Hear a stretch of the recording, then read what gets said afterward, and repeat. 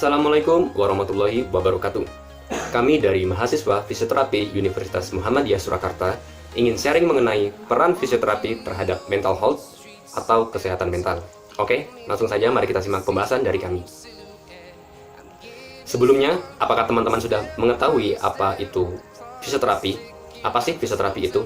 Nah, di sini menurut IFI, Ikatan Fisioterapi Indonesia, fisioterapi yaitu suatu bentuk pelayanan kesehatan yang ditujukan kepada individu atau kelompok untuk mengembangkan, memelihara, dan memulihkan gerak dan fungsi tubuh sepanjang rentang kehidupan dengan menggunakan penanganan secara manual, peningkatan gerak, peralatan fisik elektroterapis dan mekanis, serta pelatihan fungsi komunikasi. Sedangkan menurut WCPT atau World Confederation for Physical Therapy, fisioterapi adalah tenaga kesehatan profesional yang bekerja untuk manusia segala umur yang bertujuan untuk memelihara, mengembalikan fungsi dan ketergantungan bila seseorang atau individu mendapatkan kekurangan atau gangguan kemampuan atau masalah yang disebabkan kerusakan fisik, psikis, dan lain sebagainya. Nah, di dalam fisioterapi sendiri mempunyai beberapa yang namanya subgroup yang membagi bagaimana peran fisioterapi itu sendiri. Beberapa di antaranya adalah SPOT, yaitu penanganan fisioterapi pada olahraga. Kemudian neurologi, yaitu peran fisioterapi pada saraf-saraf. Kemudian ada kesehatan mental atau mental, seperti itu. Tadi kan kami sudah menyebutkan beberapa subgrup dari fisioterapi. Kami akan menjelaskan salah satu subgrup dalam fisioterapi, yaitu fisioterapi mental health atau kesehatan mental. Perlu kita ketahui, dalam kesehatan mental manusia adalah sebagai makhluk biopsikososial, di mana jika ada gangguan pada tiga aspek itu, maka akan mempengaruhi kesehatan mental pada seseorang. Contohnya pada aspek biologis, yaitu adanya impairment, disability, functional limitation yang berpengaruh pada pemenuhan kebutuhan dasar manusia sehingga menimbulkan gangguan seperti merubahnya nutrisi, kenyamanan, kerusakan mobilitas fisik, dan resiko cedera. Pada psikologis, yaitu shock atau kaget saat mendengar diagnosis penyakit, hasil pemeriksaan dokter, penolakan dan tidak percaya atas hasil pemeriksaan dokter, marah dan berusaha menolak sakitnya, dan menyesali kenapa hal tersebut terjadi pada dirinya. Kecemasan dan ketakutan adanya, depresi dan merasa kesepian, merasa tidak berdaya dan putus asa, merasa malu. Contoh pengaruh pada sosial yaitu adanya gangguan interaksi sosial sehingga mengurung diri hanya diam di rumah saja. Nah, kita lihat sebelumnya pada tahun 2018 melalui perayaan World Physical Therapy Day, mencoba mengusung peran aktivitas fisik terhadap peningkatan kesehatan mental masyarakat di seluruh penjuru dunia. Dalam perayaan Hari Fisioterapi Sedunia tahun 2018 dengan tema Physical Therapy and Mental Health, dipilihlah menjadi tema besar sebagai bentuk kesinambungan kedua sisi kesehatan dan perannya dalam membentuk individu yang sehat baik dari luar maupun dalam. Dalam kampanye Physical Therapy Day tahun 2018, WCPT mengusung tema besar yaitu kesehatan mental. Tema tersebut didorong oleh beberapa poin penting, antara lain latihan fisik sebagai salah satu penanganan depresi. 2. Peran fisioterapis yang menangani pasien dengan permasalahan kesehatan mental. 3. Keuntungan menjalani aktivitas fisik dalam memproteksi diri dari gejala depresi.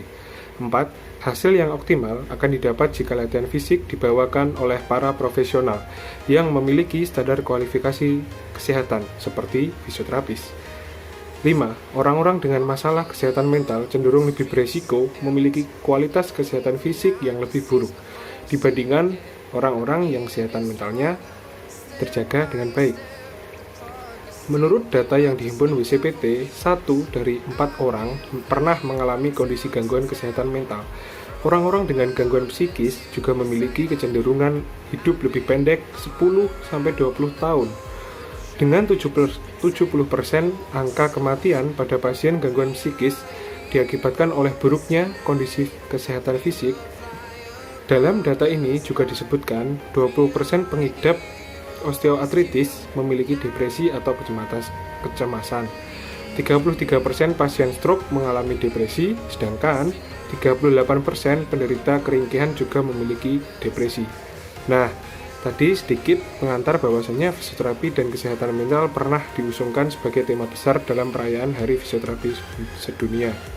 Sekaligus memunculkan beberapa acuan dari poin-poin penting yang telah disebutkan tadi.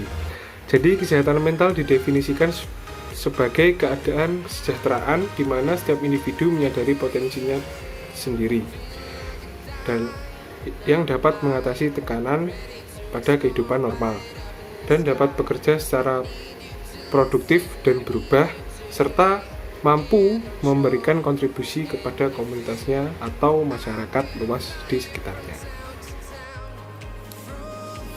Peran fisioterapi dalam menangani kasus mental health yaitu menyediakan layanan fisioterapi dan latihan pada penderita yang memiliki gangguan mental seperti depresi, anxiety disorder, mental illness insecure, bipolar, skizofrenia.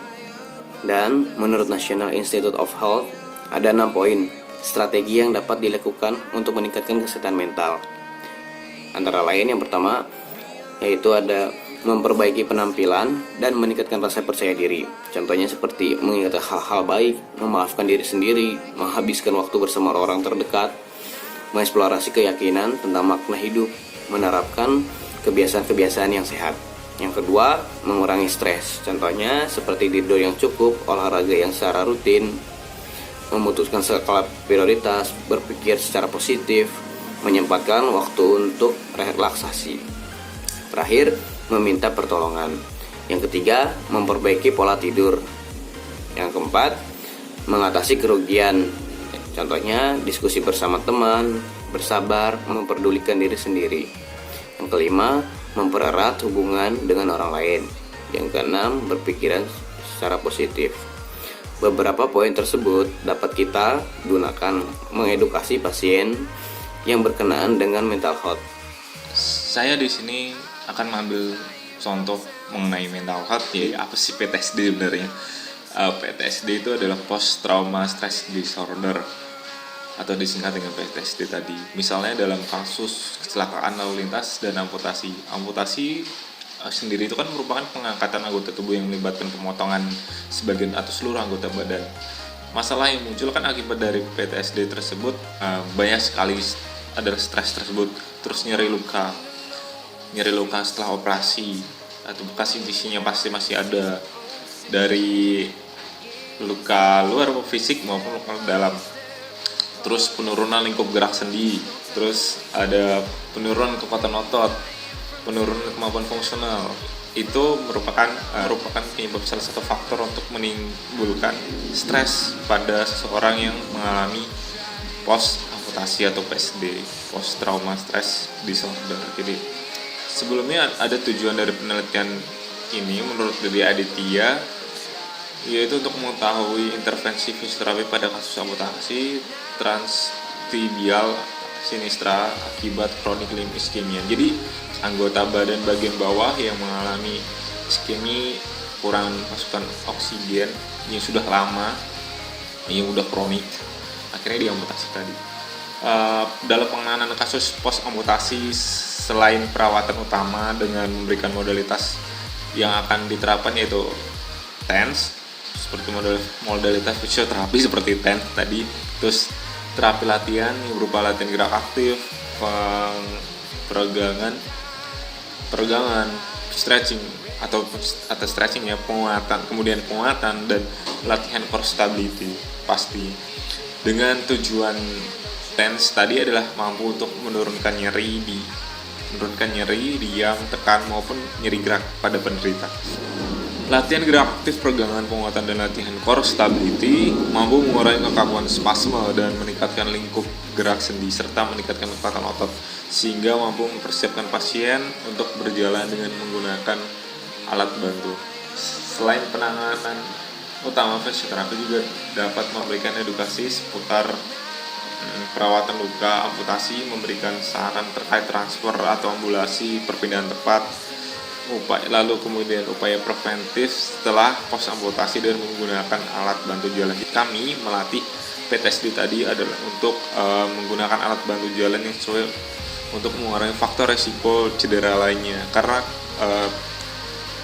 kadang-kala ketika seorang menggunakan alat bantu itu nggak sesuai tepat guna atau tepat sasaran, perlu ada latihan khusus bagaimana cara menggunakan crack yang benar, bagaimana menggunakan walker atau alat bantu yang lainnya. Kadang penumpuan beban yang tidak sesuai yang menjadi pola fungsional dari berjalannya berbeda nanti setelah dia udah ada misal mau berjalan menggunakan tanpa alat bantu atau berjalan ketika menggunakan kaki buatan kan nanti hasilnya berbeda kalau di awalnya saja udah salah gitu loh.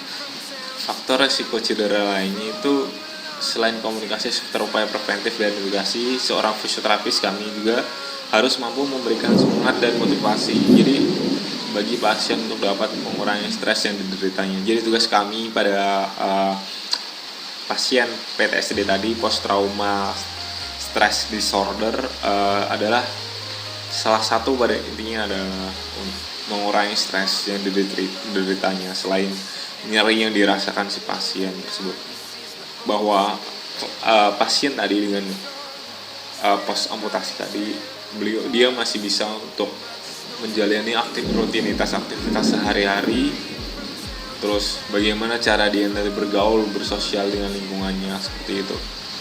Tapi nanti ada sedikit cara yang kami lakukan, upaya yang kita lakukan untuk menangani PTSD tadi, manajemen stres. Berkaitan dengan pasien PTSD tadi, kita bisa memberikan sebuah penanganan berupa manajemen stres seperti latihan relaksasi dan edukasi. Untuk latihan relaksasinya, kita bisa berikan latihan breathing exercise, teman-teman.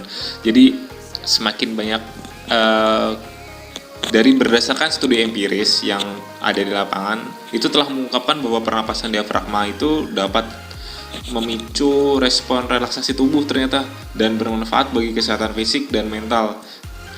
Karena latihan ini adalah indikator penurun stres yang andal menurut Feder tahun 2009. Oke, jadi kita coba lakukan latihan breathing exercise tadi, bisa dengan bisa dengan menggunakan cara pernapasan dada maupun pernapasan perut.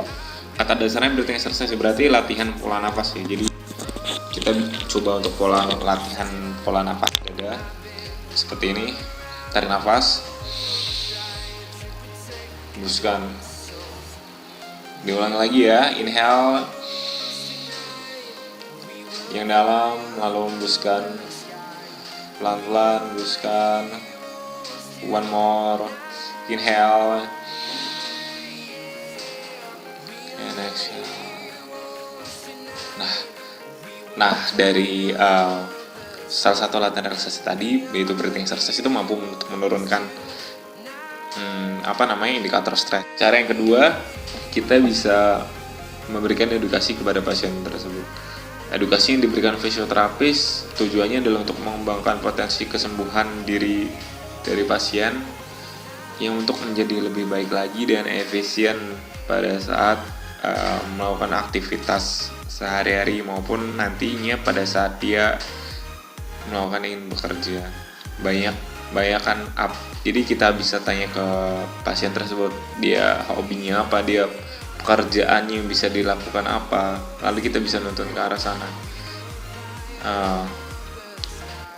Kita bisa memberikan motivasi kepada pasien tersebut. Itulah sebenarnya sedikit penjelasan dari kami mengenai peran fisioterapi pada mental health, di mana fisioterapi juga dapat berperan dalam kasus di mana pasien melakukan kehidupan yang normal seperti sebelumnya. Semoga penjelasan tadi itu dapat bermanfaat untuk teman-teman semua. Savage! Wiped out.